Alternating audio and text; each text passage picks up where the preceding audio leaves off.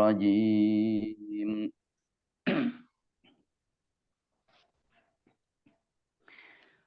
بسم الله الرحمن الرحيم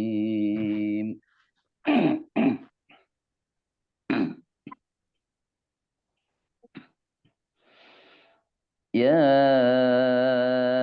أيها الناس أنتم الفقراء إلى الله والله هو الغني الحميد إن يشأ يذهبكم ويأتي بخلق جديد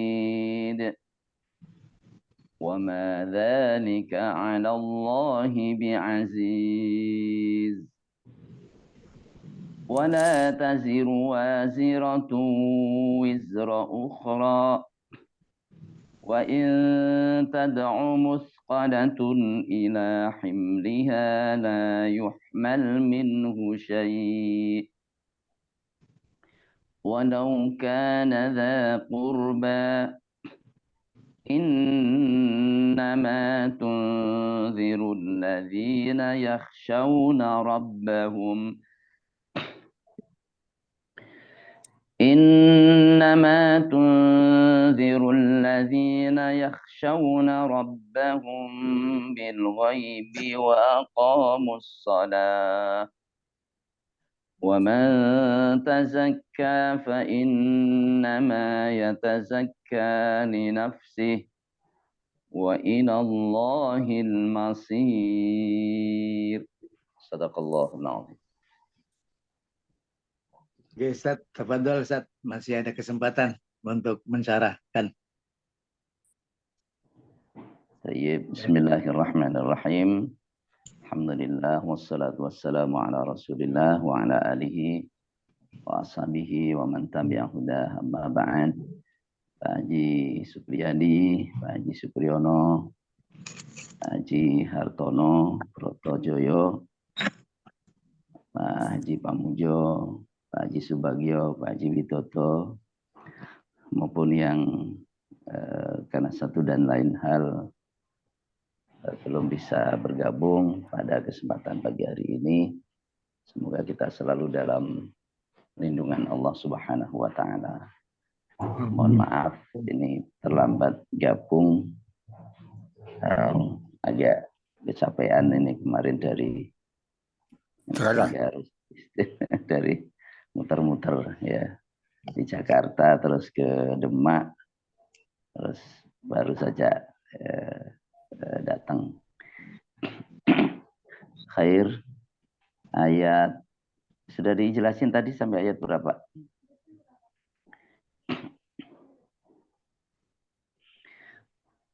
Tayyib, atau kita baca secara sekilas sudah sampai 18. Tapi sudah. baru sekilas. Ya, berarti sudah selesai. Tapi tidak apa-apa kalau lagi. Biar tambah jelas. Ya tambah mantap. Ada pertanyaan yang belum tuntas. Tayyib. Di Jadi, 18. pertama kita dari 15 ya, secara sekilas dulu. Ya ayyuhan nas, wahai manusia. Ini yang muslim maupun yang non muslim, besar maupun masih kecil, manusia semuanya. Ya ayyuhan nas, antumul fuqara'u ilallah. Di musim dingin dan di musim panas, Anda membutuhkan. Antum, kamu sekalianlah. Al-fuqara'u adalah orang-orang yang fakir, membutuhkan ilallahi kepada Allah. Ini menjelaskan hubungan kita dengan Allah. Baik orang menyadari atau tidak menyadari, sejatinya setiap manusia itu fakir, membutuhkan Allah. Yang pertama, untuk bisa ada di muka bumi ini, membutuhkan Allah. Kalau Allah tak ciptakan, tak ada kita. Ya, untuk kita bisa berfungsi, instrumen tubuh kita ini tadi sebagiannya dibahas, berbagai organ yang ada, ini kita juga membutuhkan Allah. Itu diciptakan Allah untuk kita agar menjalankan fungsi-fungsinya dengan baik. Untuk kita bisa bertahan hidup, kita juga membutuhkan Allah. Karena Allah Subhanahu wa Ta'ala yang menyiapkan berbagai macam rezeki, Musim dingin dan di fasilitas, musim panas, Anda membutuhkan fasilitas yang kalau tidak disiapkan Allah, kita tidak bisa bertahan dalam hidup ini. Jadi antumul fuqara'u ilallah. Kalianlah orang-orang yang membutuhkan Allah Subhanahu wa Ta'ala. Ini yang pertama. Ya. Kita diingatkan tentang status kita. Fakir, membutuhkan Allah Subhanahu wa Ta'ala. Kemudian, wallahu huwal ghaniyyul hamid. Wallahu dan Allah huwa dialah al-ghaniyyu yang maha kaya, al-hamidu yang maha terpuji. Dialah, bukan yang lain. Jadi satu-satunya yang maha kaya hanya Allah. Di sini mubtada'nya ma'rifat, ya, khabarnya ma'rifat, menunjukkan al-hasr. Al-hasr itu membatasi satu hukum kepada yang disebut saja dan menafikan hukum itu dari yang lain. Jadi membatasi hukum dalam hal ini adalah hukum kaya kepada yang disebut yaitu Allah, dan menafikan hukum kaya dari semua yang lain Allah. Itu al-hasr. Wallahu dan Allah huwa dialah al-ghaniyyu yang maha kaya. Ya. Allah tidak membutuhkan apapun dari hambanya, karena bahkan hamba itu, kita semuanya adalah milik Allah. Jadi Allah maha kaya dengan al-ghinal mutlak, kekayaan yang maha mutlak. Ya. Sama sekali tidak membutuhkan hambanya. Melainkan hamba-hamba itulah yang membutuhkan Allah Subhanahu wa Ta'ala. Kita untuk bisa beribadah membutuhkan Allah, membutuhkan hidayahnya. Kita untuk bisa melakukan amal-amal saleh membutuhkan Allah. Ya. Allah memberikan petunjuk kepada siapa yang dikehendakinya. Jadi dalam segala hal kita membutuhkan Allah. Makanya la haula wala quwwata illa billah. Tiada daya dan tiada kekuatan kecuali dengan Allah. Ya. Dan di sini letak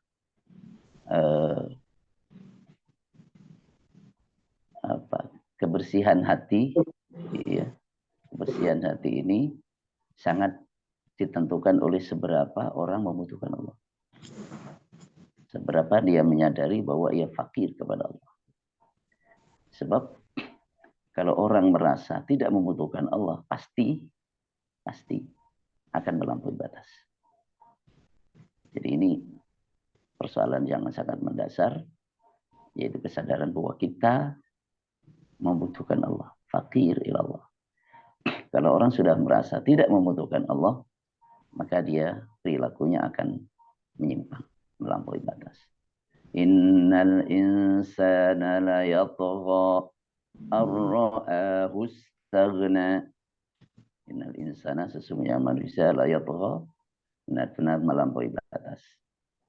Kenapa? Ar-ra'ahu istaghna, karena melihat dirinya itu istaghna, telah merasa cukup. Ya. Batas.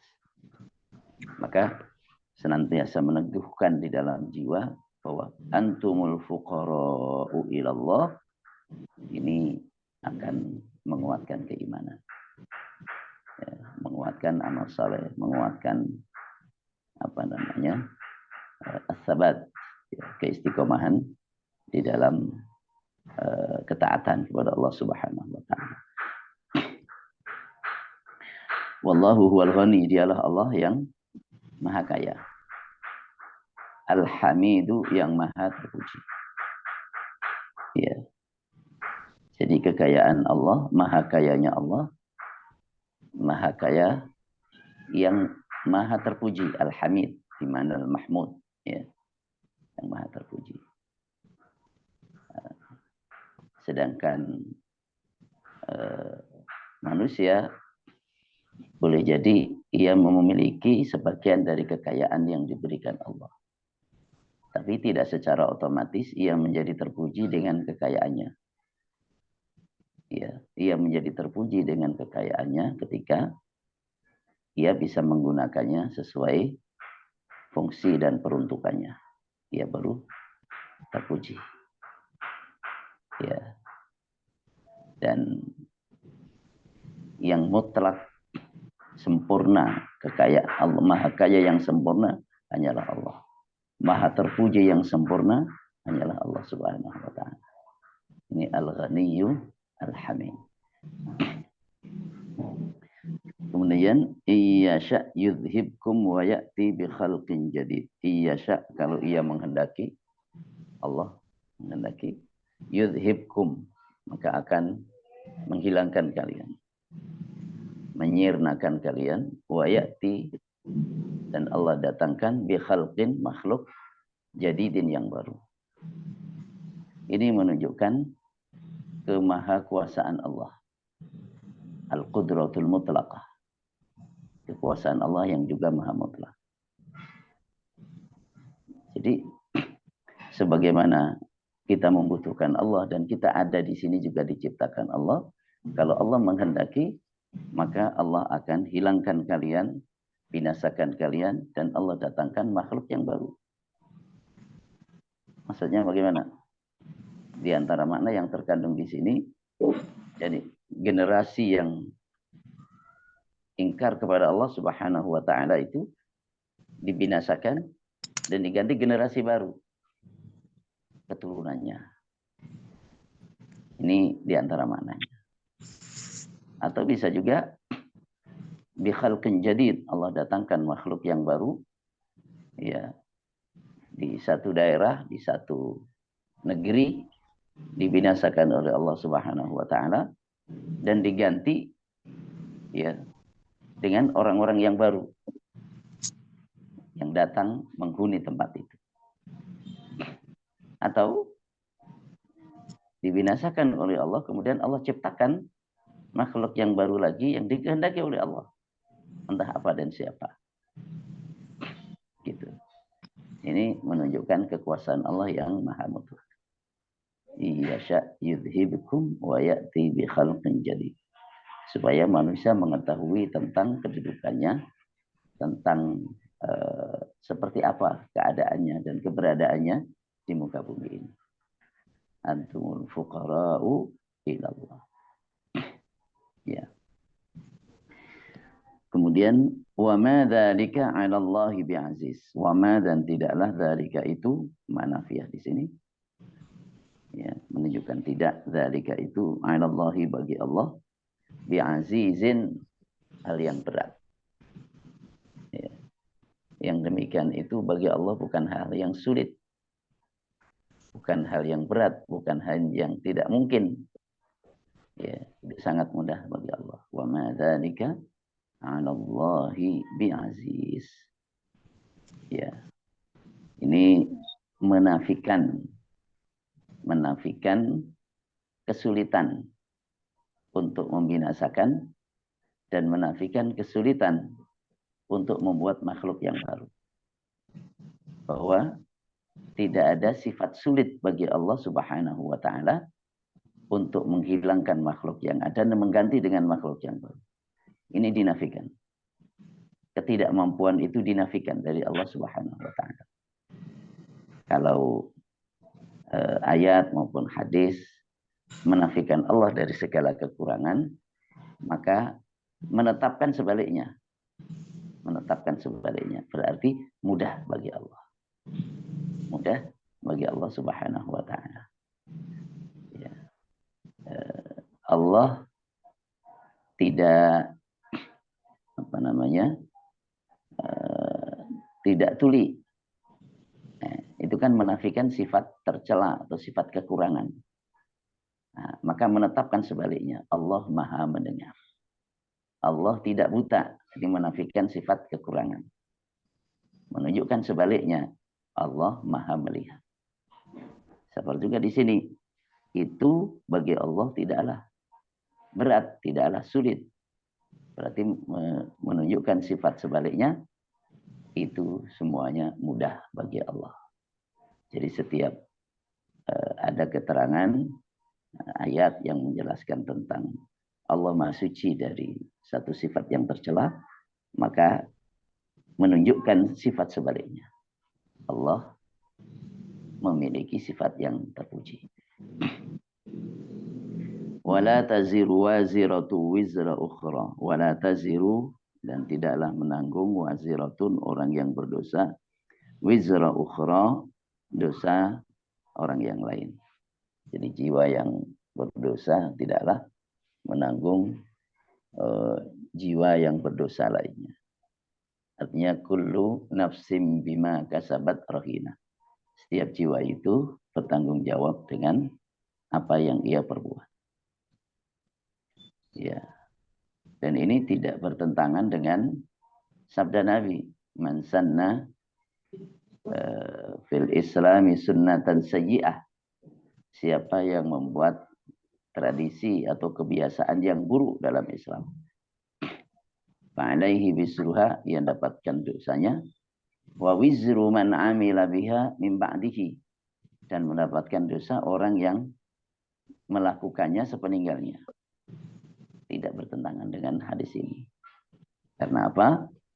Karena hadis ini menerangkan bahwa orang yang membuat tradisi, kebiasaan yang buruk, ia menanggung dosanya itu sendiri. Dosa membuat tradisi itu. Orang-orang yang mengikutinya, mereka juga menanggung dosanya sendiri. Begitu maksudnya. Nah, orang yang merintis keburukan-keburukan ini, di samping dia menanggung dosa yang sudah dilakukannya, dan juga dosa menjadi sebab orang lain mengikutinya. Jadi bukan dosa orang lainnya, tapi dia telah menjadi sebab orang lain melakukannya, karena dia yang mencontohkan, karena dia yang menggerakkan. Jadi dosa mencontohkan, dosa menggerakkan, itu dosanya dia sendiri. Gitu. Jadi tetap setiap orang bertanggung jawab atas dosanya. Maka wala taziru waziratu wizra ukhra. Ya, seseorang tidak bisa menanggung seorang lain. Dan di akhirat nanti orang menginginkan agar ada yang mau menanggung sebagian dari keburukan, sebagian dari dosanya. Tapi apakah ada yang mau menanggung? Jawabannya tidak ada. Tidak ada. Karena ini merupakan ketentuan Allah. Merupakan ketentuan Allah. Wala taziru waziratu wizra ukhra. Ini ketentuan Allah. Maha adilnya Allah. Ya, orang yang berbuat dosa tidak menanggung orang yang berbuat dosa lainnya. Ini ketentuan Allah. Hatta katakanlah, andai kata di akhirat ada orang yang, sinilah sebagian dari dosamu biar aku tanggung saja. Katakanlah ada yang begitu, tidak diizinkan Allah. Tidak diizinkan. Walaupun tidak ada yang seperti itu. Tidak ada. Karena setiap orang menginginkan agar ya dirinya selamat. Ya, menanggung dosanya sendiri juga sudah berat. Lalu bagaimana akan menanggung dosa orang lain? Ya. Wa in tad'u Musqalatun ila himliha. Lah ini diterangkan. Wa in tad'u, dan apabila memanggil, ya meminta. Siapa musqalatun? Orang yang dibebani dosa. Orang yang punya dosa berat. Dari kata sakil itu kan berat, ya. Dan apabila orang yang musqalah, ay an-nafsul musqalah, jiwa yang meyek-meyek gitu dengan dosanya, dibebani oleh dosanya yang berat itu, andai kata ia memanggil, meminta, ya, ila himliha, ya, untuk menanggungnya, Jadi ada orang yang mau untuk menanggungnya atau meringankan sebagian beban dari itu, ila himliha, untuk mengembannya. La yuhmal minhu syai'un. La yuhmal, maka tidak ada yang ditanggung, minhu, dari dosanya itu, syai'un, sesuatu apapun. Jadi seseorang memanggil anaknya, nak, tolong sebagian dari dosa bapak kamu pikul, ya. Atau suami kepada istrinya, atau sebaliknya, tolong sebagian dosa saya dipikul. La yuhmal minhu syai'. Tidak ada yang dipikul dari dosanya itu syai'un, sedikit. Ini karena ketentuan Allah. Setiap orang bertanggung jawab, setiap orang menanggung dosanya sendiri. Walau kana dza qurba, walaupun ada orang yang dipanggil, orang yang diminta itu dza qurba, memiliki hubungan kekerabatan. Walaupun masih ada hubungan kekerabatan, tapi tidak bisa. Walau kana dza qurba. Ya. Makanya kalau kita baca dalam surat Al-Anfal, ya, surat Al-Anfal, ayat-ayat awal itu, fattaqullaha wa aslihu dzata bainikum. Bertakwalah kalian kepada Allah, wa aslihu, dan perbaikilah hubungan dzata bainikum, di antara kalian. Rasul sallallahu alaihi wasallam menjelaskan ayat ini dengan hadisnya, menganjurkan umatnya agar berdamailah kalian, jagalah hubungan baik di antara kalian, perbaikilah hubungan di antara kalian, karena sesungguhnya Allah Subhanahu wa taala memperbaiki hubungan nanti di akhirat di antara hamba-hambanya yang beriman. Dibaca ayat ini. Fattaqullaha wa aslihu dzata bainikum. Takwalah kepada Allah dan perbaikilah hubungan di antara kalian. Disebutkan di dalam hadis itu, bisa kita baca di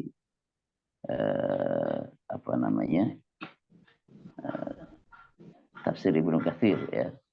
Tafsir Ibnu Katsir. Disebutkan di sana bahwa ada dua orang yang berperkara satu sama lain.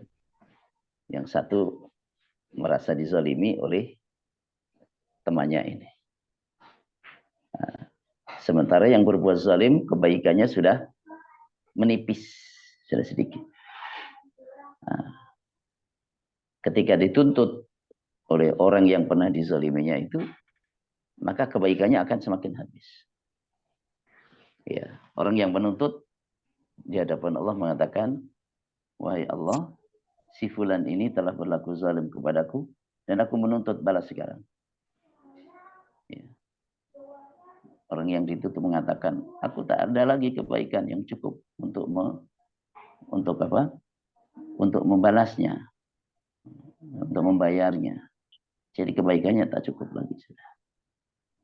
Kemudian yang menuntut mengatakan, kalau begitu, ia menanggung sebagian dari dosaku, ya Allah. Jadi kita diingatkan bahwa itu adalah hari di mana setiap orang membutuhkan orang yang mau menanggung sebagian dosa. Setiap orang. Kalau begitu, tolong dia menanggung sebagian dosaku, ya Allah. Ya. Jadi diingatkan hari yang sedemikian rupa dahsyat. Ya. Jadi yang satu tidak mau memaafkan.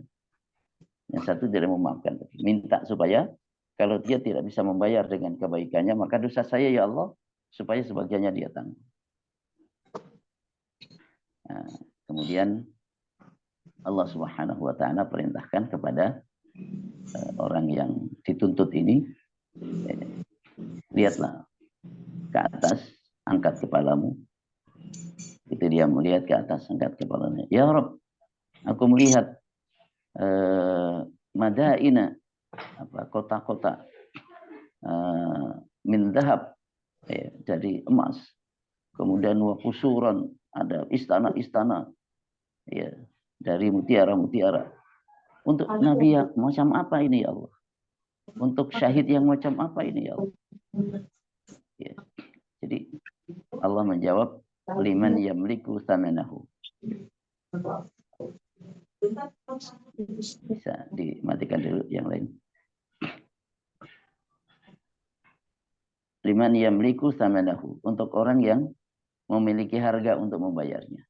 Wa man yamliku thamanahu, siapa yang memiliki harga untuk membayarnya ya Allah? Allah menjawab, engkau memilikinya. Engkau memilikinya. Ya. Apa itu ya Allah? Ta'fu an akhika, engkau maafkan saudaramu. Akhirnya dia mengatakan, qad afautu anhu, saya sudah maafkan dia ya Allah. Jadi begitu melihat balasan orang yang memaafkan, aku memaafkan dia ya Allah. Subhanallah. Ya. Kemudian Allah berfirman kepada orang yang telah memaafkan ini, khudh biyadi akhika wadkhulal jannah. Ya, raihlah tangan saudaramu itu dan masuklah engkau berdua ke dalam surga. Ya, di akhirat Allah damaikan di antara hamba-hambanya yang beriman. Maka di dunia ini damaikanlah hubungan di antara kalian. Jadi di dalam keterangan hadis Nabi tadi, betapa orang membutuhkan pihak lain yang mau menanggung sebagian dosanya. Tapi bisakah? Jawabnya tidak. Wa in tad'u muthqalatun ila himliha la yuhmal minhu syai'u walau kana dha qurba.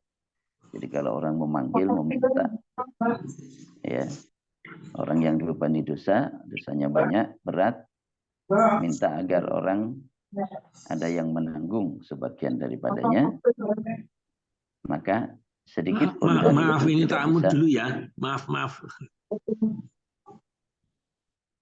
Iya, sampun.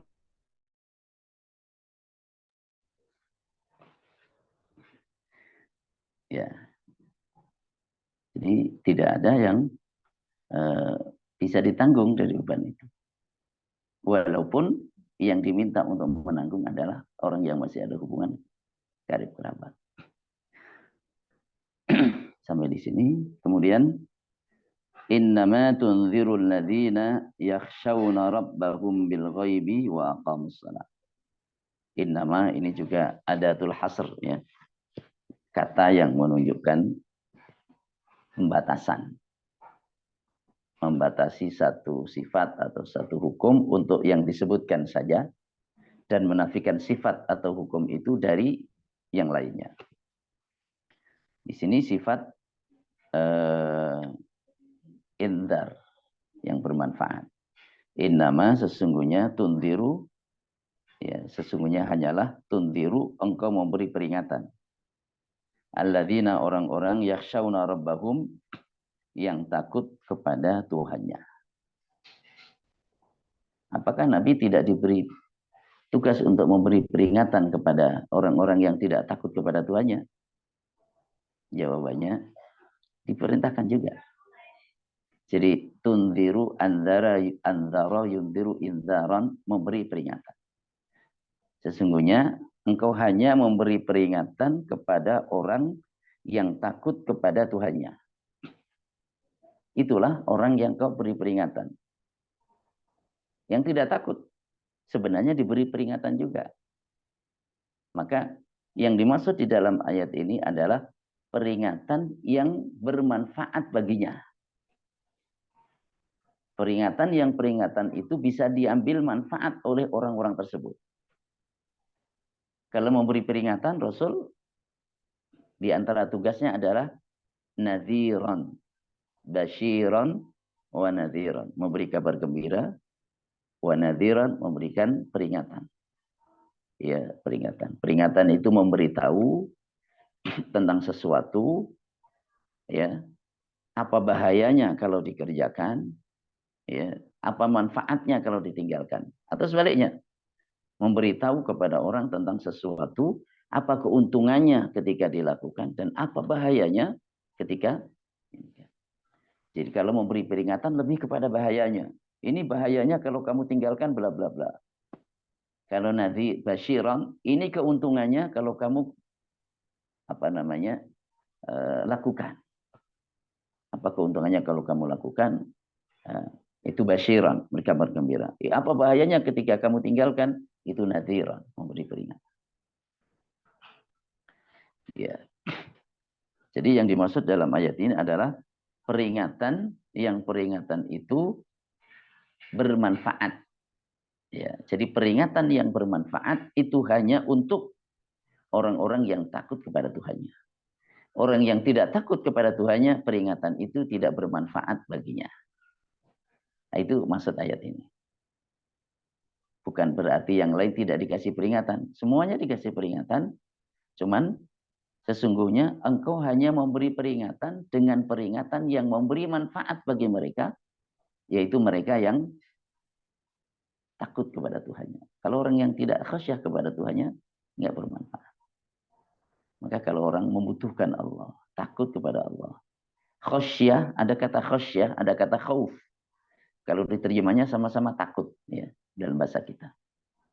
Kalau khasyah artinya takut, yakhshawna ini takut yang muncul dari ta'zim, mengagungkan. Takut yang muncul dari mengagungkan, itu khasyah. Jadi mengenal siapa yang ditakuti dan mengagungkan siapa yang ditakuti, ya. Karena mengenal dan mengagungkan kemudian muncul rasa khasyah, rasa takut. Nah, itu disebut khasyah. Jadi kata khasyah ini lebih spesifik dibanding khauf. Kalau khauf itu takut. Takut secara umum. Tapi kalau khasyah itu takut yang didasarkan pada ilmu dan ta'zim. Ilmu. Mengenal Allah, ma'rifatullah, dan ta'zimullah, mengagungkan Allah subhanahu wa ta'ala. Jadi semakin orang mengenal Allah, semakin mengagungkannya. Dengan semakin mengagungkannya, semakin memiliki rasa khasyah. Makanya di dalam surat Fatir, nanti kita baca juga di ayat berapa itu. Innama yakhshallaha min ibadihil ulama. Tidak lain, yang takut, yang khasyah kepada Allah di antara hamba-hambanya adalah orang-orang yang berilmu, ulama. Ya, karena mengenal Allah, maka mengagungkannya. Maka dia takut kepada Allah. Jadi al-khasyah itu takut yang muncul dari pengenalan dan pengagungan terhadap pihak yang ditakuti. Nah, peringatan itu hanya bermanfaat bagi orang yang memiliki sifat khasyah ini.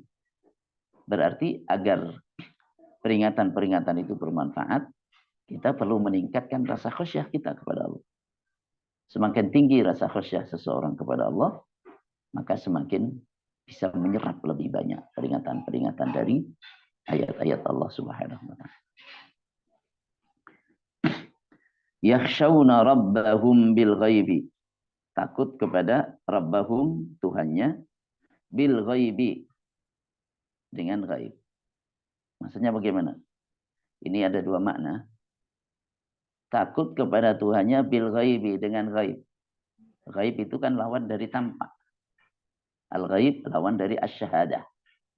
Alimul ghaibi wasyahadah. Allah Maha mengetahui yang gaib, yang tak tampak bagi makhluknya, wasyahadah, dan yang nyata, yang tampak bagi makhluknya. Semua diketahui oleh Allah. Nah, ini orang-orang yang peringatan kamu bermanfaat bagi mereka adalah orang yang takut kepada Tuhannya bil ghaibi. Bil ghaibi, dengan ghaib. Artinya dengan gaib ia tidak melihat Allah, tidak menampak Allah. Walaupun dia tidak menampak Allah, walaupun dia tidak melihat Allah, tapi yakin betul akan pengawasan Allah, yakin betul akan kekuasaan Allah dan seterusnya, maka ia takut kepada Allah, walaupun dia tidak melihatnya. Ini arti pertama. ya, walaupun dia tidak melihat Allah bil ghaib, ya, tapi dia takut. Karena Allah itu az-zahiru wal batinu. Allah itu yang maha tampak dan maha tersembunyi. Maksudnya bagaimana? Allah maha tampak dengan ciptaan-ciptaannya ini.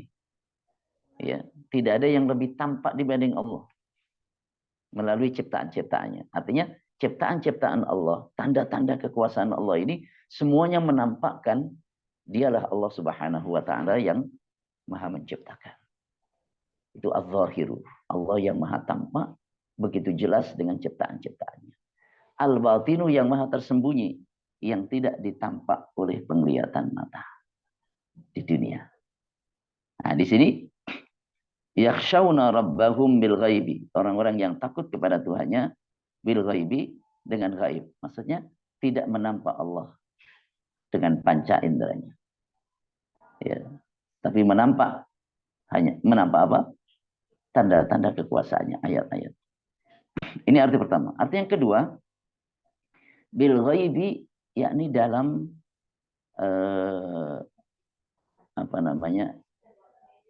tidak dilihat oleh orang lain, dalam kesendirian, bil ghaib. Ya, orang yang takut kepada Tuhannya bil ghaibi, walaupun tidak dilihat oleh orang lain, dalam rahasia. Ini tidak jarang kan orang ketika di depan orang banyak, dilihat orang banyak, dia hati-hati, tidak mau melakukan perbuatan-perbuatan maksiat. Tapi ketika lepas dari kontrol sosial, penglihatan orang, ia tidak ada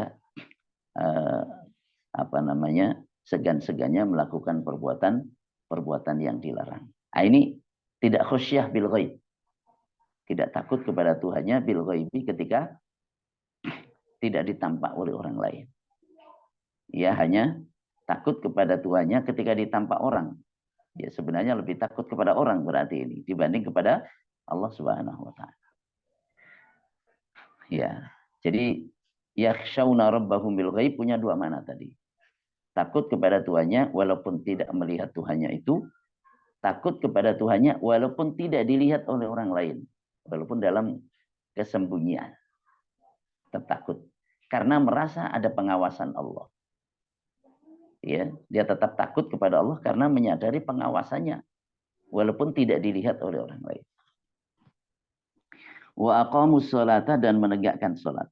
Jadi orang menegakkan sholat itu membuat dia mudah untuk menerima peringatan. Maka kalau orang susah diberi peringatan, lihat sholatnya. Lihat sholatnya. Jadi lihat khasyah dan sholat. Lihat khasyah dan sholat. Khasyah takut kepada Tuhannya karena mengagungkan, sholat menegakkan sholat apa tidak. Menegakkan sholat. Maka di sini diungkapkan dengan wa aqamu, iqamah, menegakkan. Menegakkan sholat berarti di sini dari aspek pelaksanaannya dilaksanakan, ya, syarat rukunnya, adab-adabnya dijaga. Dari segi pelaksanaannya. Yang kedua, dari segi waktunya, ia jaga pula waktu sholatnya. Yang ketiga, dari segi penjagaannya, ia selalu jaga sholat, tidak pernah meninggalkannya. Yang keempat, dari sisi pengaruhnya, pengaruh dari sholat itu di dalam kehidupannya seperti apa? Inna sholata tanha anil fakhsya'i wal munkar. Itu dimensi-dimensi penegakan sholat. Sholatnya dilaksanakan pada waktunya, syukur bisa di awal waktu, dilaksanakan dengan syarat rukun dan adabnya, kekhusyuannya, keikhlasannya. Kemudian sholat itu juga menimbulkan dampak positif, pengaruh baik, ya, dari ibadah sholat yang dilakukan seseorang. Nah, orang yang menegakkan sholat macam itu orang yang bisa mengambil manfaat dari peringatan yang diberikan kepadanya. Jadi seberapa kita mengambil manfaat dari peringatan ajaran-ajaran yang diberikan Allah sangat dipengaruhi, sangat tergantung pada seberapa kita memiliki rasa khasyah kepada Allah dan seberapa kita menegakkan sholat dengan yang sesungguhnya.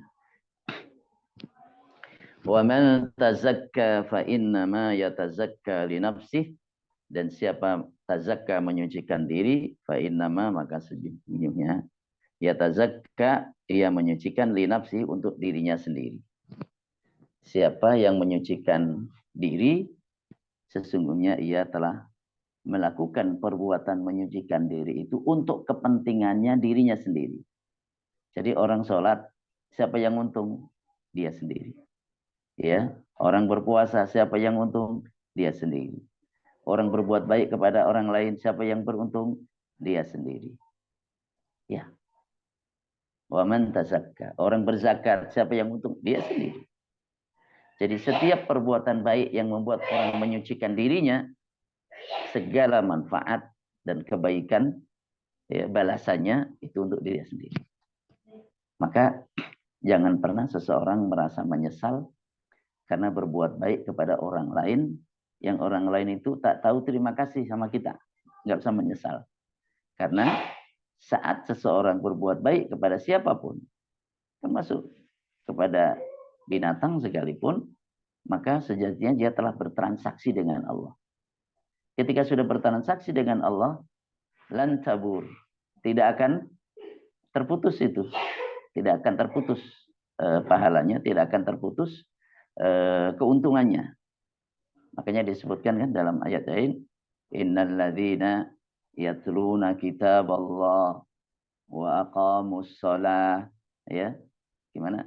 Wa anfaqu mimma razaqnahum sirran wa alaniyah ulaika yarjuna tijaratan lan tabur. Sesungguhnya orang yang tilawah membaca kitab Allah. Kalau kita umat Nabi Muhammad yang membaca kitab Al-Quran. Wa aqamus shalah, menegakkan salat. Tilawah, salat. Wa anfaqu mimma razaqnahum, dan mereka berinfak dengan rezeki yang kami berikan kepadanya. Sirra wa alaniyah, secara rahasia maupun terang-terangan. Jadi berbuat baik, berinfak itu sirran silakan, terang-terangan silakan. Dua-duanya diberi peluang. Mana yang lebih baik? Yang lebih baik bukan pada sir atau terang-terangannya. Yang lebih baik adalah yang lebih manfaat yang mana? Kalau lebih manfaat terang-terangan, lakukan terang-terangan. Lebih manfaat sir, jadi yang jadi tolak ukur adalah seberapa manfaat dari pilihan itu. Nah, orang-orang yang sholat, tilawah, sholat, kemudian berinfak, sirra wa alani, mereka itulah yarjuna yang berharap tijaratan, perniagaan, lan tabur yang tidak akan pernah rugi. Jadi ada bisnis anti apa? Bisnis anti rugi. Nah, itu bisnis dengan Allah. Tijaratan lan tabur. Perniagaan yang tidak akan pernah merugi. Ya. Nah, ketika seseorang tazakka, menyucikan diri, sesungguhnya dia telah menyucikan diri untuk kemanfaatannya pada dirinya sendiri. Karena dia telah bertransaksi dengan Allah, ya, transaksi dengan Allah, ketika berbuat baik kepada siapapun, ya sudah tercatat balasannya jelas di sisi Allah Subhanahu wa taala. Maka sekiranya orang yang kita berbuat baik kepadanya itu tak tahu terima kasih kepada kita, jangan mengusik amal kita yang sudah kita buat. Karena apa? Karena kita bertransaksi dengan Allah. Syukur dia mau menerimanya. Alhamdulillah. Coba kalau dia tidak mau menerima, kan kita tidak dapat objek untuk berbuat baik. Gitu. Wa man tazakka fa innama yatazakka li nafsi. Ini kan berita. Siapa yang menyucikan diri, maka perbuatan menyucikan diri itu manfaatnya kembali kepada dirinya. Ini berita, informasi. Tapi di balik informasi ini mengandung perintah. Sucikanlah dirimu, gitu. Sucikanlah dirimu, tapi menggunakan kata berita. Seperti khairun nas anfa'uhum linnas. Sebaik-baik manusia adalah orang yang paling banyak memberi manfaat kepada sesama. Ini sifatnya informatif. Tapi mengandung maksud bermanfaatlah engkau kepada sesama. Khairukum man ta'allama al-Qur'ana wa 'allamah. Sebaik-baik kalian adalah orang yang mempelajari Quran dan mengajarkannya. Informasi juga ini. Maka dari itu, Mengandung arti apa? Jadilah orang yang mempelajari dan mengajarkan Quran supaya mendapatkan itu tadi, lencana khairukum. Gitu. Berangkat nak. Jarak. Wa ilallahil masir, dan kepada Allah lah. Assalamualaikum. Wa ilallahil masir, dan kepada Allah lah al-masiru, tempat kembali. Maksudnya kapan ini? Tempat kembali di akhirat, iya, itu jelas. Kepada Allah lah tempat kembali. Di akhirat untuk mendapatkan balasan. Jadi kalau yang dimaksud al-masir ini adalah tempat kembali kepada Allah di akhirat, itu jelas. Balasan Allah berikan di sana. Akan tapi ini juga tidak menafikan wa ilallahil masir di dunia. Wa ilallahil masir di dunia. Wa ilallahi, dan kepada Allah lah, bukan kepada yang lain, al-masiru, tempat kembali. Ya. Kita menghadapi masalah apa saja. Wa ilallahil masir, kepada Allah lah kembali. Kembali kepada Allah. Minta kepada Allah. Wa ilallahil masir. Ya. Ya, kita membutuhkan ini dan itu dalam kehidupan kita. Ya. Semuanya juga wa ilallahil masir. Berpulang kepada Allah. Kembali kepada Allah. Apalagi termasuk dalam kehidupan dunia ini, kepada Allah lah tempat kembali dalam masalah ajaran, dalam masalah agama. Jadi kalau kita berselisih tentang ini dan itu, kembalikanlah kepada Allah. Fa in tanaza'tum fi syai'in farudduhu ila Allah. Kan gitu. Kita kembalikan sesuai dengan ajaran Allah. Wa ilallahil masir. Kepada Allah tempat kembali dalam semua ajaran yang ada dalam agama Islam ini. Wallahu a'lam. Ini beberapa makna secara umum yang bisa kita pahami dari beberapa ayat pada pagi hari ini. Semoga bermanfaat. Aku qouli hadza astaghfirullahaladzim. Assalamualaikum warahmatullahi wabarakatuh.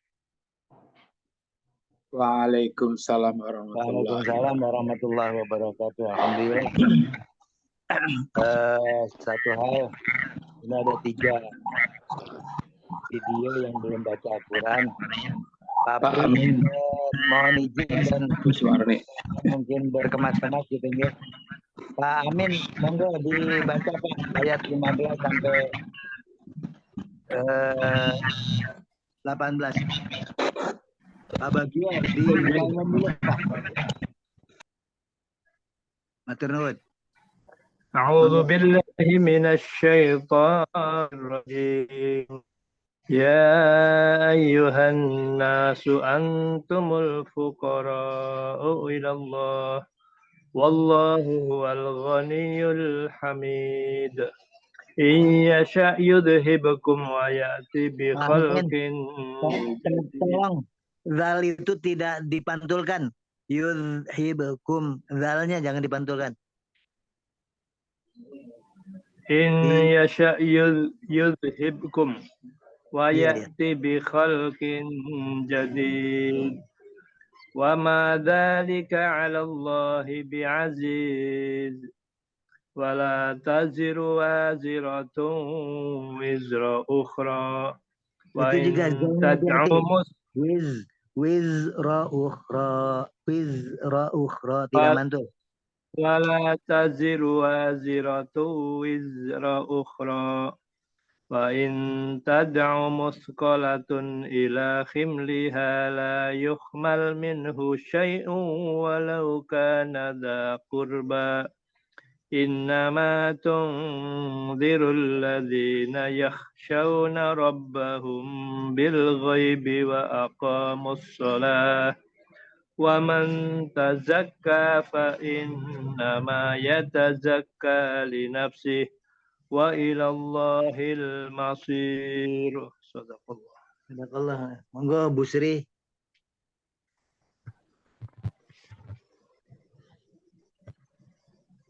أعوذ بالله من الشيطان الرجيم يا أيها Ya ayuhan nasu antumul fuqara'u ilallah wallahu huwal ghaniyyul hamid. Yasha yudhibkum Hati-hati Bu, mantul. Jangan seperti itu. Yudhibukum langsung ditahan. yasha yudhibkum wa ya'ti bi khalqin jadid wa Kholkin jadi khalqin jadid wa ma dzalika 'ala Allahi bi aziz. Wala taziru wazirotum wisra ukhra wa in tat'amu kurang panjang Bu. wa in tat'amu qalatun ila himlihal la yuhmal minhu syai' ilal himlihal la yuhmal minhu syai'un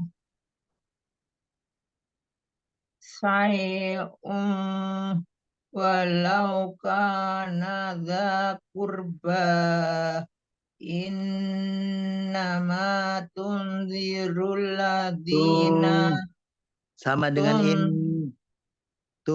panjangnya sama.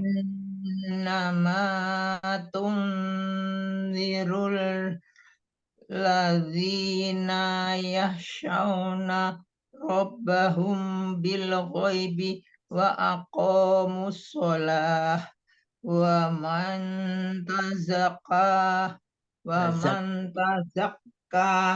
fa innama yatazakka li nafsihi wa ilallahil masir. Oke Pak Bambang Setiono, monggo Bapak. Masih mute. Masih. Monggo. A'udzu billahi minasyaitonir rajim. Ya ayuhan nasu antumul fuqara'u ilallah wallahu huwal ghaniyyul hamid.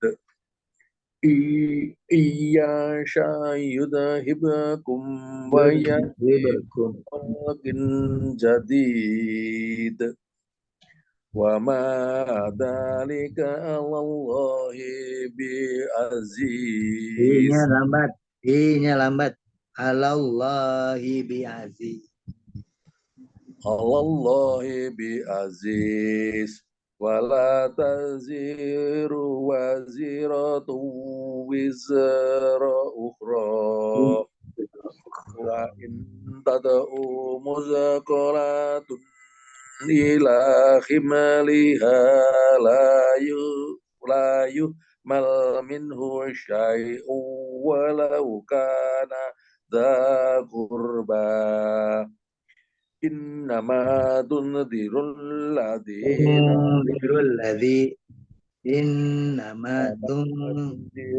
ladina yashawna rabbahum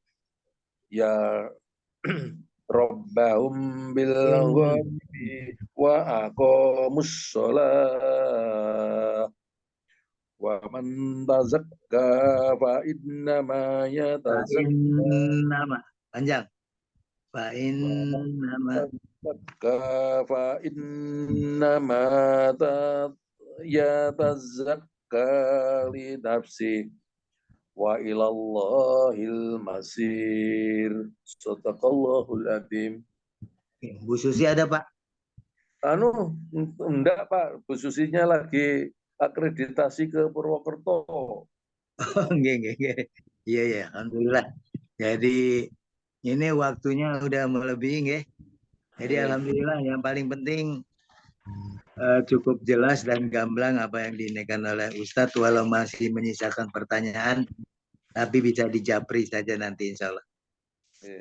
Sementara kita akhiri dulu nggih, matur nuwun ini untuk Pak Pri dan yang lainnya, Ustadz, begitu juga partisipant yang lainnya. Allah sehatkan, Allah rahmati, Allah Amin. ampuni.